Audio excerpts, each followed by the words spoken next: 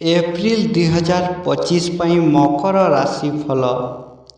2025 ମସିହାର ଏପ୍ରିଲ ମାସିକ ରାଶିଫଳ ଅନୁସାରେ ମକର ରାଶିରେ ଜନ୍ମିତ ଲୋକଙ୍କ ପାଇଁ ଏହି ମାସଟି ମଧ୍ୟମ ଫଳପ୍ରଦ ହେବାର ସମ୍ଭାବନା ଅଛି, କିନ୍ତୁ ଆପଣ ଜୀବନର ଅନେକ କ୍ଷେତ୍ରରେ ଭଲ ସଫଳତା ମଧ୍ୟ ପାଇପାରନ୍ତି।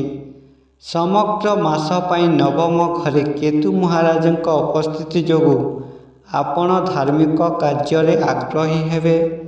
ଆପଣ ତୀର୍ଥଯାତ୍ରାରେ ଯିବାର ସମ୍ଭାବନା ଅଛି, ଯାହା ଫଳରେ ଆପଣ ମନ୍ଦିର କିମ୍ବା ତୀର୍ଥସ୍ଥାନ ପରିଦର୍ଶନ କରିପାରିବେ। ଆପଣଙ୍କ ରାଶିର କର୍ତ୍ତା ଶନି ଦେବଙ୍କ ତୃତୀୟ ଘରେ ଉପସ୍ଥିତ ଯୋଗୁଁ ଆପଣ ଟିକେ ଆଳସ୍ୟ ଅନୁଭବ କରିବେ, କିନ୍ତୁ ଯଦି ଆପଣ ଏଥିରୁ ଦୂରେଇ ରହିବେ ତେବେ ଆପଣ ଆପଣଙ୍କ ସ୍ୱାସ୍ଥ୍ୟର ଯତ୍ନ ନେଇପାରିବେ, କିନ୍ତୁ ଆପଣଙ୍କୁ ସ୍ୱାସ୍ଥ୍ୟ ସମସ୍ୟାର ସମ୍ମୁଖୀନ ହେବାକୁ ପ୍ରସ୍ତୁତ ରହିବା ଉଚିତ। ଚାକିରି କରୁଥିବା ଲୋକମାନେ ଭଲ ଫଳାଫଳ ପାଇବେ। କର୍ମକ୍ଷେତ୍ରରେ ତୁମର ଆଚରଣକୁ ନିୟନ୍ତ୍ରଣ କରିବା ଉଚିତ ଏବଂ ସର୍ବୋତ୍ତମ ଭାବରେ ବ୍ୟବହାର କରିବା ଉଚିତ। ବ୍ୟବସାୟ କରୁଥିବା ଲୋକଙ୍କ ପାଇଁ ଏହି ମାସଟି ମଧ୍ୟମ ହେବ। ଯଦି ଆପଣ ଆପଣଙ୍କର କ୍ରୋଧକୁ ନିୟନ୍ତ୍ରଣରେ ରଖନ୍ତି ତେବେ ଆପଣ ବହୁତ କିଛି ହାସଲ କରିପାରିବେ ଏବଂ ଆପଣ ବ୍ୟବସାୟକୁ ଆଗକୁ ବଢ଼ିପାରିବ। ଏହି ମାସଟି ଆର୍ଥିକ ଦୃଷ୍ଟିକୋଣରୁ ଭଲ ରହିବ। ଆର୍ଥିକ ଚ୍ୟାଲେଞ୍ଜ କମିବ ଏବଂ ଆପଣଙ୍କର ଖର୍ଚ୍ଚ ମଧ୍ୟ କମିପାରେ।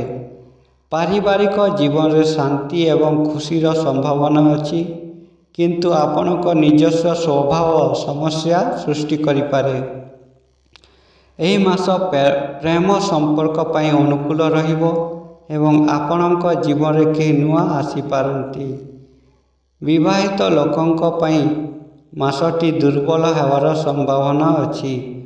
ପରସ୍ପର ମଧ୍ୟରେ ଝଗଡ଼ା ଏବଂ କଳହ ପରିସ୍ଥିତି ସୃଷ୍ଟି ହୋଇପାରେ।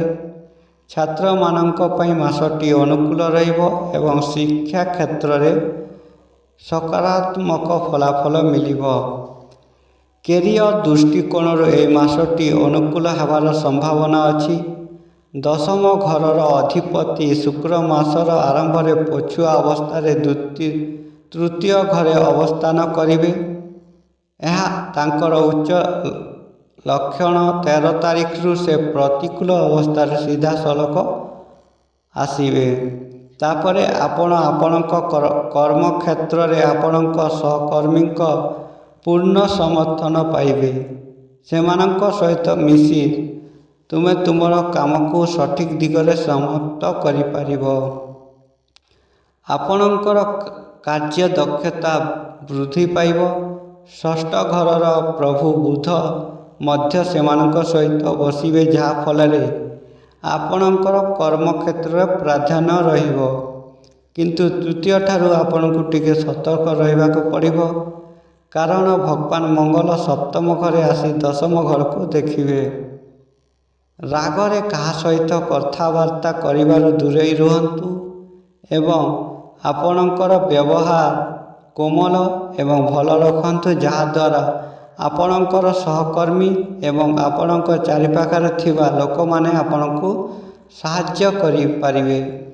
ଏହା ଆପଣଙ୍କୁ ଲାଭ ଦେବ।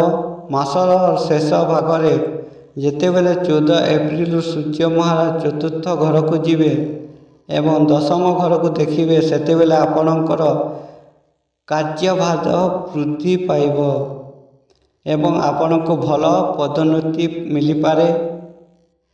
3 ଏପ୍ରିଲରୁ ଭଗବାନ ମଙ୍ଗଳ ତୁମର ସପ୍ତମ ଘରେ ଅବସ୍ଥାନ କରିବେ।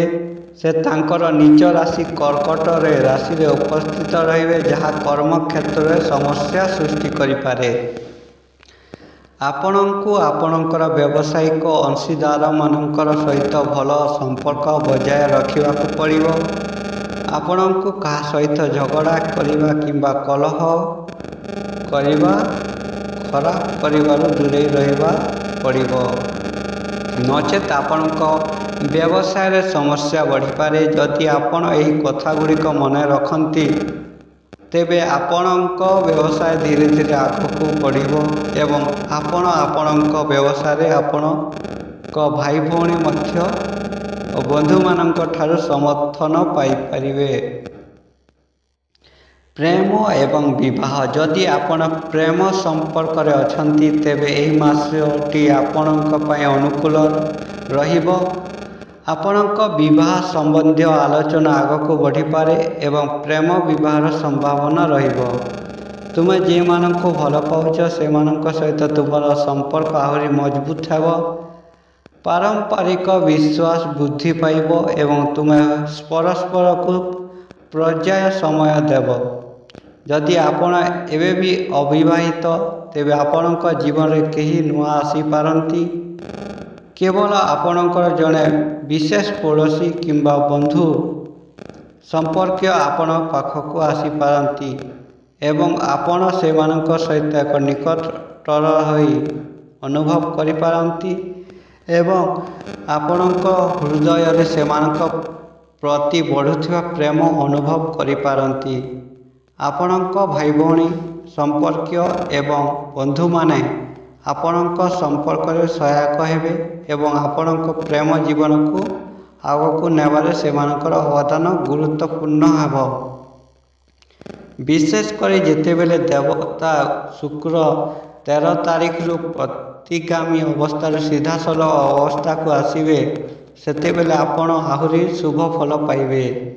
2025 ମସିହା ଏପ୍ରିଲ ମାସିକ ରାଶିଫଳ ଅନୁସାରେ ଯଦି ଆମେ ବିବାହିତ ଲୋକଙ୍କ ବିଷୟରେ କଥା ହେବା ତେବେ ମାସର ଆରମ୍ଭ ସ୍ୱାଭାବିକ ହେବ କିନ୍ତୁ ତୃତୀୟ ତାରିଖରୁ ଭଗବାନ ମଙ୍ଗଳ ସମ୍ପୂର୍ଣ୍ଣ ମାସ ପାଇଁ ଆପଣଙ୍କ ସପ୍ତମ ଘରେ ରହିବେ ଯାହା ଫଳରେ ଆପଣଙ୍କ ବୈବାହିକ ଜୀବନରେ ମତଭେଦର ପରିସ୍ଥିତି ସୃଷ୍ଟି ହେବ। ପାରମ୍ପରିକ ସମସ୍ୟା ବୃଦ୍ଧି ପାଇପାରେ। ଆପଣଙ୍କ ଏବଂ ଆପଣଙ୍କ ଜୀବନସାଥୀ ସ୍ୱଭାବରେ ଉଷ୍ମତା ରହିବ।